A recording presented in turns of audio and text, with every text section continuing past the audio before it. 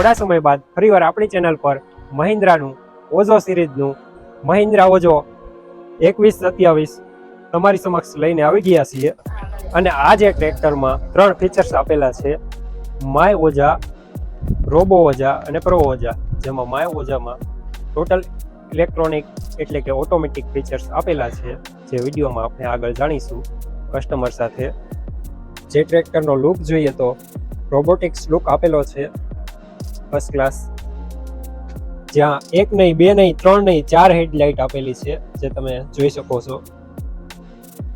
Projector headlight અને સાઈડમાં DRL આપેલી છે હેડલાઇટ ઉપર, જે તમે જોઈ શકો છો.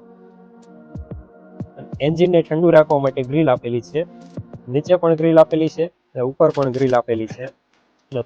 અને હેડલાઇટ વચ્ચે સરસ મહિન્દ્રાનો લોગો આપેલો છે. અને જેના બોનેટની વાત કરીએ તો જેનું હેવી સ્ટીલનું બોનેટ આપેલું છે. અને જેનું બોનેટ ખોલીને જોઈએ તો જ્યાં નીચેની સાઈડ બેટરી આપેલી છે. આ બોક્સમાં ઇલેક્ટ્રિક કંટ્રોલર અને સાઈડમાં ફ્યુઝ આપેલા છે. અને એક એ પણ સુવિધા આપેલી છે, પ્રી રેડિએટર ક્લીનર. અને જેનું રેડિએટર તમે જોઈ શકો છો, ખૂબ જ સરસ મોટું આપેલું છે.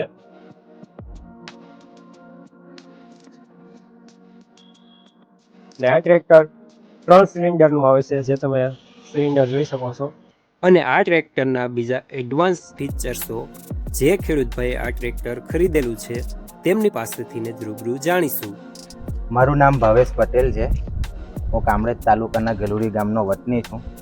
મેં આ ગયા વર્ષે આ મહિન્દ્રા ઓઝા 2127 મોડલ ખરીદ્યું છે. ટ્રેક્ટર પરફોર્મન્સ વાઇઝ બીજા કોઈ પણ ઇમ્પ્લિમેન્ટ ચલાવવામાં અને બેઠકમાં ને બધામાં આરામદાયક છે.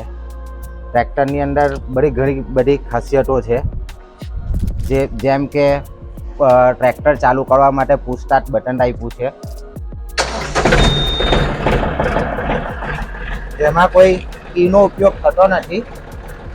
કી માટે ખાલી કી ફ્યુલ ટેન્ક માટે આપી છે, ખોલવા માટે અને બંધ કરવા માટે, લોક કરવા માટે. બીજું, ટ્રેક્ટર આરામદાયક છે. ટિલ્સ એન્ડ ટેલિસ્કોપિક સ્ટીરિંગ આપ્યું છે, અપ ડાઉન, જે રીતે આપણી જરૂરિયાત મુજબ આપણે એડજસ્ટ કરી શકીએ છીએ. બીજું, ટ્રેક્ટરની અંદર આ ઓટો ફંક્શન આપ્યા છે, જે ખરેખર સરસ છે.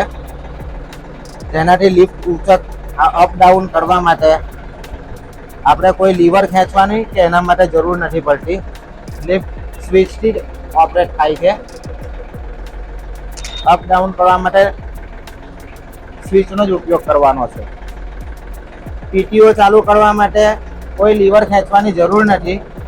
PTO ચાલુ કરવા માટે બસ બટનને પુશ કરી ફેરવો એટલે ચાલુ થઈ જશે. બંધ કરવા માટે ખાલી પુશ કરવાની જરૂર છે, ઓટોમેટિક બંધ થઈ જશે. બીજું, ટ્રેક્ટરની અંદર ઓટો ફંક્શનની અંદર ધારો કે આપણે પછાડી ઇમ્પ્લિમેન્ટમાં રોટોવેટર જોયું છે, તો રોટોવેટર જ્યારે આપણે ચલાવીએ છીએ તો રોટોવેટરને આપણે જઈને જ્યાં સીધા પાસેથી વરાવડાવીએ તો ટ્રેક્ટરને PTO બંધ કરવાની જરૂર નથી, અધરવાઇઝ હાઇડ્રોલિક ઊંચકવાની જરૂર નથી. ટ્રેક્ટરનો ટર્ન લેશું, આપમેળે હાઇડ્રોલિક અપડાઉન થશે. આ તમે જોઈ શકો છો, આ ટર્ન કર્યો છે ટ્રેક્ટરનો, હાઇડ્રોલિક અપ થઈ ગયું છે. આ ટ્રેક્ટરનો ટર્ન સીધો કરું છું, હાઇડ્રોલિક આપમેળે નીચે ચાલ્યું જશે અને PTO ચાલુ થઈ જશે. અત્યારે વરસાદને કારણે અમે ઇમ્પ્લિમેન્ટ જોડ્યા નથી, જેથી તમને લાઈવ ડેમો બતાવી શકીએ એમ નથી. બીજું, ટ્રેક્ટર ચલાવવામાં સારું છે. 3 સિલિન્ડરનું એન્જિન છે, પરફોર્મન્સ વાઇઝ સારું છે. હું જાતે શેરડીની ખેતી કરું છું. ખેતીની અંદર અમે રિવર્સ ફોરવર્ડ રોટરીનો ઉપયોગ કરીએ છીએ. એ રોટરીની અંદર એક વીંગાની અંદર 2 લીટરથી 2.25 લીટર ડીઝલ થાય છે રિવર્સ ફોરવર્ડ રોટરીની અંદર. અને અધર ઇમ્પ્લિમેન્ટ્સ જેમ કે કલ્ટિવેટર, પારા ચરાવવા માટેનું જે બંધ ફોલ્ડર આવે એ બધામાં વીંગામાં 1 લીટરથી 2.25 લીટર જેવું ડીઝલ ખાય છે. ટ્રેક્ટર 27 હોર્સ પાવરનું છે, એ મુજબ સારી તાકાત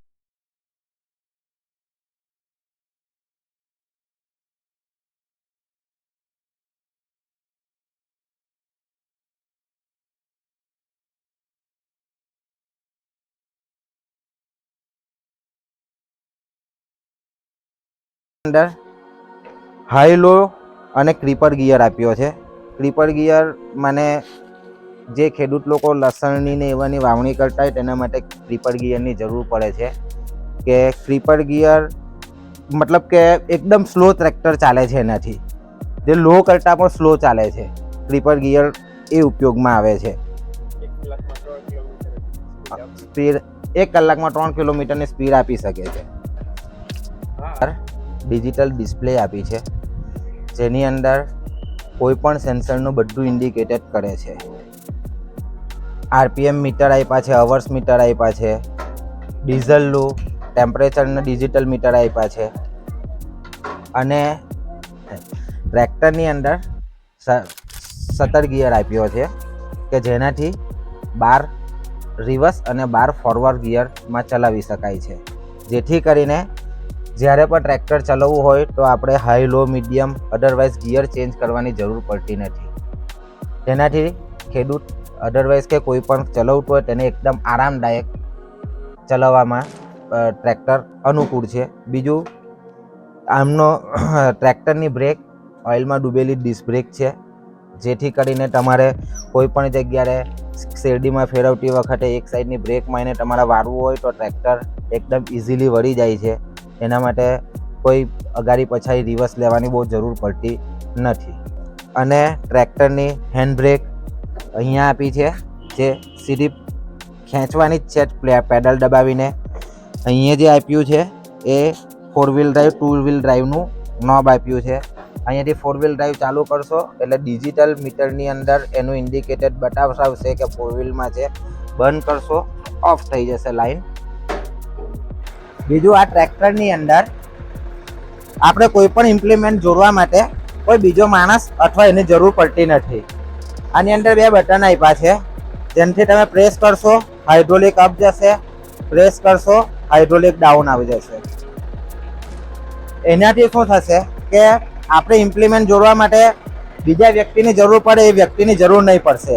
આપણે અહીંયાથી સીધો ઇમ્પ્લિમેન્ટ જોડવા માટે અપ ડાઉન લિફ્ટ કરવા માટે અગાડી પછાડી જવાની જરૂર નથી, પેલી બાજુ જવાની જરૂર નથી. સીધું લિફ્ટ આપતાથી જોડાઈ જશે. બીજું કે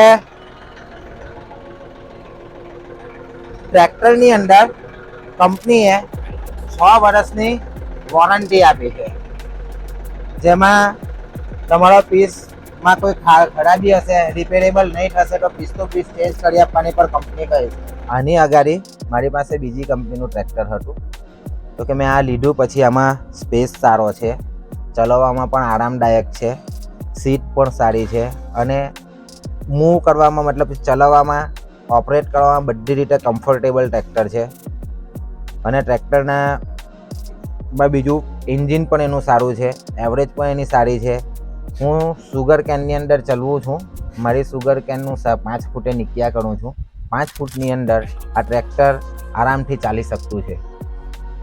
કોઈ પ્રોબ્લેમ આવતો નથી, વાળવામાં પણ નથી. જેવી રીતે મેં તમને અગાડી કીધું જ હતું કે બ્રેક છે, પછી એના ઓટોમેટિક સિસ્ટમ જે છે તેને લીધે તમે ટર્ન કરશો તો ઇમ્પ્લિમેન્ટ બંધ થઈ જશે, એની જાતે ઉપર અપ ડાઉન થશે. સારું છે ટ્રેક્ટર, અધરવાઇઝ બધી રીતે એકદમ ઓકે છે ટ્રેક્ટર. કોઈ કસ્ટમરે લેવું હોય તો ટ્રેક્ટર સરસ છે. ટ્રેક્ટરમાં કોઈ મને એવું નથી લાગતું કે આની અંદર કંઈક બીજો સુધારો વધારો હોવો જોઈએ. ટ્રેક્ટર નોઇઝ પણ ઓછું આપે છે, કોઈ વાઇબ્રેશન પણ નથી આપતું, ચલાવવામાં પણ આરામદાયક છે. બધી રીતે સારું ટ્રેક્ટર છે.